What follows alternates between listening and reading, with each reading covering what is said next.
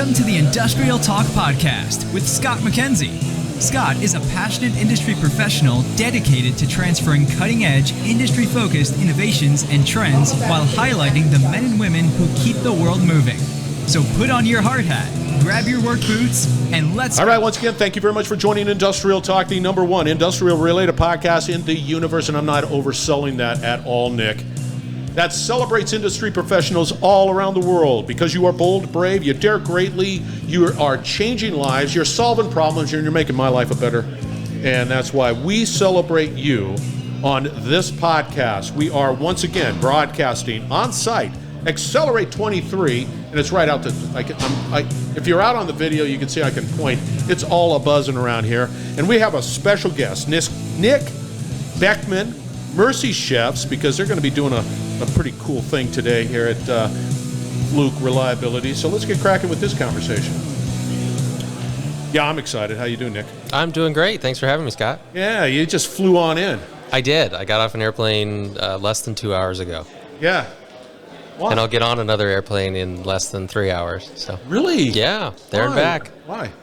Oh, got to make it happen. We're down here to partner with Fluke Reliability and do some really great work for the folks in Fort Myers. If you remember, Hurricane Ian struck last year in Fort Myers Beach, all up and down the southwest coast of Florida. We were on site there for over 3 weeks, serving hot meals, and we're back again this spring break to do some grocery box distribution, and those grocery boxes will be made by the folks here at the Fluke Reliability Conference. See, what's cool about it is, and honestly, when we were working on this particular project with Fluke Reliability, Mercy Chefs came up. It was a interesting and quite noble business. So for the listeners out there, give us a little sort of 411 on what you guys do. Sure, absolutely. So we were started in the wake of Hurricane Katrina. Founder and CEO of Mercy Chefs, Chef Gary LeBlanc, is originally from New Orleans, was working in the hotel industry in Virginia after Hurricane Katrina. And, you know, you probably remember the shots, the helicopter shots of people on the overpasses all across the city sitting there waving for help.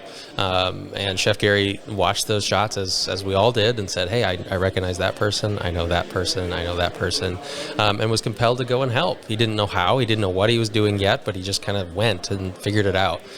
He volunteered with all the big name organizations on the ground, the ones with their banners on CNN and Fox News, and was frankly appalled at what he saw. It was green beans on a plate for weeks in a row.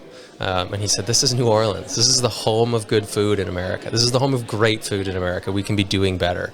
And he stayed up for 9 months, couldn't sleep for 9 months after that, just ideating and dreaming about how he could do it. You know, we can build mobile kitchens, we can pull them with big trucks, and we can fill them with like high quantity cooking equipment.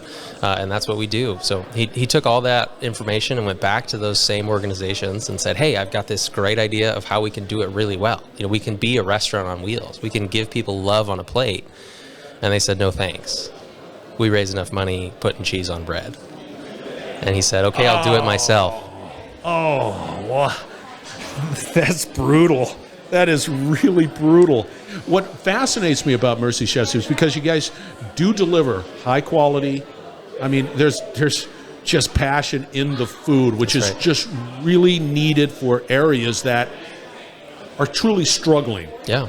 How does the organization just deal with that supply chain, deal with the menu development, and because you guys are global, right? We are, yeah. I can speak here domestically. You know, we've got a team of highly trained chefs who've worked in restaurants for a long time, chefs who know what they're doing, chefs who have been trained to, you know, do high capacity feeding and keep the meals incredible. So we work with national food purveyors. U.S. Foods, Cisco are some of our bigger purveyors. We'll work with regional purveyors as well. We find that we often get really great product, and it's nice to support local businesses too when we're on the ground. We worked a lot with Cheney Brothers Inc. Down here in Southwest Florida. That was incredible. Over the course of 3.5 weeks in Fort Myers, we went through, I believe the number is 17 full semi-trailer loads, 17 52-foot trailers of groceries, and that's scratch-made groceries. You know, we're cooking from scratch out of that. I'm just telling you, I don't know how do you deal with you don't deal with waste. Everything goes to the need. Yeah. Whatever that is. Yeah, absolutely. When the service day is done, well, in the wake of a big disaster like Hurricane Ian, there's a lot of people in need. I think our highest day, the most meals we've ever put out in the 17-year history of Mercy Chefs was during Hurricane Ian, and we did 23,000 meals. 23,000 handcrafted, chef-prepared hot meals. It's not bologna on bread, it's a real meal. And we did 23,000. So when we're doing that much, you don't find much waste because we're cooking through an entire truck every day and a half. And then when we kind of wind down, when it's time for us to pack the trailers up and go home, we really like to work with local food banks, local outreach missions who can use the product that we have left over in their outreach. So you're here in Orlando, but give us some other locations that you're currently working in. Sure. Right now we're working globally. We have ongoing work in Ukraine. We've been there since, a week and a half after the outbreak of the war there. We are in Turkey right now. We had boots on the ground in Turkey 48 hours post-earthquake. We're moving product in Syria as well, which a lot of people are surprised by. I am too. But we found open doors into Syria, and we're getting grocery products and food into Syria. We've got community kitchens here domestically that operate outside of times of disaster, doing feeding in communities that need it every day. And we have the chefs and the knowledge and the equipment to make that happen. So we've got a community kitchen in Nashville, and then Portsmouth, Virginia, which is our home base. So when you do the international stuff, that's pretty difficult. Yeah. I can only imagine the logistics, as well as, do you adjust the menu for the pallets that are like in the Ukraine? Absolutely. You're not just bringing in, We're not doing biscuits and gravy. That's right. That's right. Right. Absolutely. So we work with a lot of people on the ground, boots on the ground, who know what people like to eat, what people need to eat. In a wartime situation, we were just focused on getting calories in. Nobody was getting food into Ukraine. We found some way to do it, and we did it before any of the big name organizations did it. Maybe because we didn't know any better, and we just said, well, we're going to go until someone stops us. But it's just a lot of focus on calorie counts, especially there. It's, something that people can put in their bag and carry with them. So that one was very different for us. We didn't have the ability to do safely the kind of meals we'd like to do, but we focused on getting calories in people's hands. When you talk about calories, what are you trying to shoot for? What per plate? What is the sort of rule of thumb when you talk about that? Yes, I see it. That's important. What do you do? Sure. Honestly, I can't give you a number because I don't know if we've ever worked off of a number. We just kind of work off of what the chefs are passionate about. What profile do we want to do? What kind of love do we want to put on a plate today? And we pray that at the end of the day, that's enough for somebody. We do cook high-calorie meals. In the wake of a disaster, your house has just been blown up. Your life is in shambles. You don't want, just a salad. You want a salad, yes, to cleanse what you've got going on in the meat and potatoes of the meal. So we like to make it a really balanced meal with lots of different flavors, lots of textures, and all your main food groups together. See, I just think that's so important, because every time when we travel, and we're very fortunate to be able to do that, it always gets down to what makes the trip so special are the people and the food. Yeah. And that's what brings everybody together, and the simple fact that you guys deliver such high quality, flavorful, there's love in it. That's Absolutely. pretty cool. Let me ask you a quick question about Turkey. So Sure. Here it is. It devastated. How do you even begin to approach that? You just go. That's what we're called to do. Chef Gary's, our motto, our founding statement is go feed people. Just go feed people. So the first step is always just to go. We're lucky enough to have an incredible staff on our team who know people around the world. So pulling on connections that we already have in the area, if not in the country, enables us to go really quickly, to get boots on the ground, to see what we see, and then to figure it out from there. And it's just open doors. We just keep walking through open doors. And I would imagine it just keeps on. You continue to learn. Yeah. Let's not do that. Let's do this. That didn't work out real well. Let's adjust. But as time goes on, you just get better and better and better. Yeah, absolutely. So with that said, let's say your teams, how many can Mercy Chef, let's say you just say, disaster here, disaster there, disaster. Sure. And so now you're spread thin, and you're just hammering on your supply chain, and you're just hitting all the food. How do you expand from there? What do you like? We can't do. You don't want to say you can't. Sure. So what do you do? Well, that's a great question. Up until now, we've gotten into hairy situations where we're not sure where the next meal is going to come from. We're not sure where the next truck of groceries is going to come from. Our staff is stretched thin. I mean, we were on the ground for 3 weeks in Fort Myers. 16-hour days, 18-hour days, end on end on end. It's call time at 5:30, and you're maybe asleep by 11:30 if you're lucky. And so we just kind of keep chugging along and trusting the process, and it's seemingly, the food trucks keep showing up, and supply lines keep moving for us.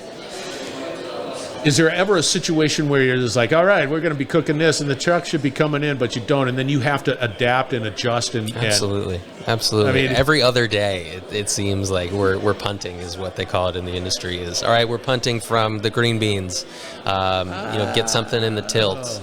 Let's do a different profile now because we didn't get what we were expecting to get. A lot of trips to Sam's Club. We have emptied Sam's Clubs across this country, driving up with a box truck, and we're the people in there with 10 or 11 carts, just shoveling stuff off the shelves. That's pretty cool. It's a lot of fun. Yeah, but I bet you that time when you're saying, "Oh gosh, I wish I could sleep. I just want to sleep, man," and you just crash and you just burn and you wake up a couple of days later and you're just like, all right, I'm ready to sort of rock and roll now. Absolutely. All right.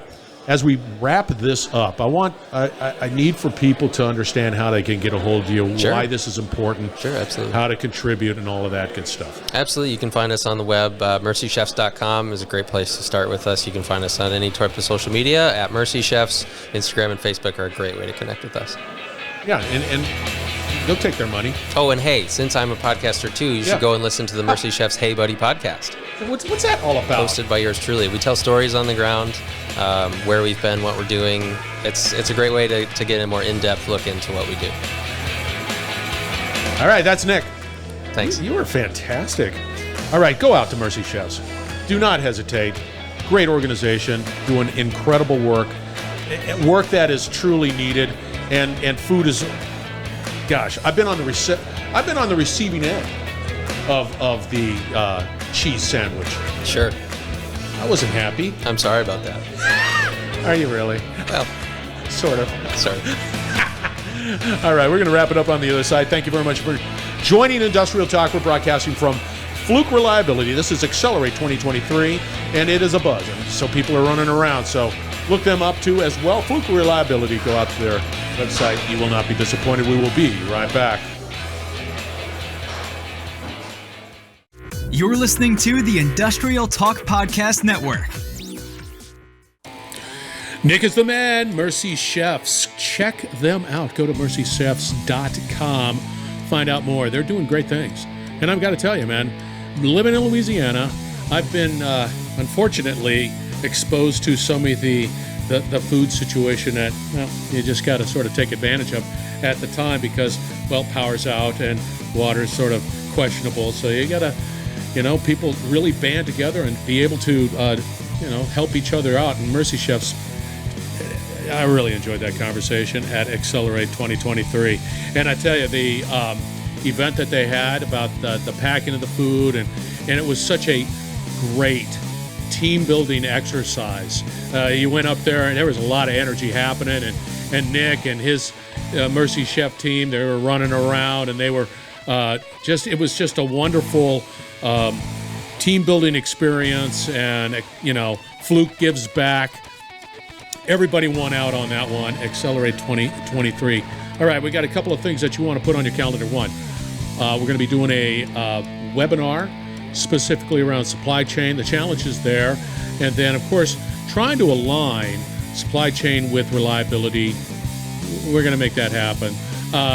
Also, quantum computing, that's really pretty interesting, and we're still working on the details associated with augmented reality, VR. I just saw something out on one of the networks, and they were talking about just think about wearing, I'm not sure if I like it or not, but that's irrelevant, but wearing goggles the whole time, and that's you could see people, you've got a big screen TV, and it's all coming from your goggles. I don't know. But anyway, we're going to unravel that too. We're going to have a great panel there. All right, be bold, be brave, dare greatly. I say it all the time. Hang out with Nick. Contribute to Mercy Chefs, and you will not be disappointed. We're going to have another great conversation coming from Xcelerate shortly.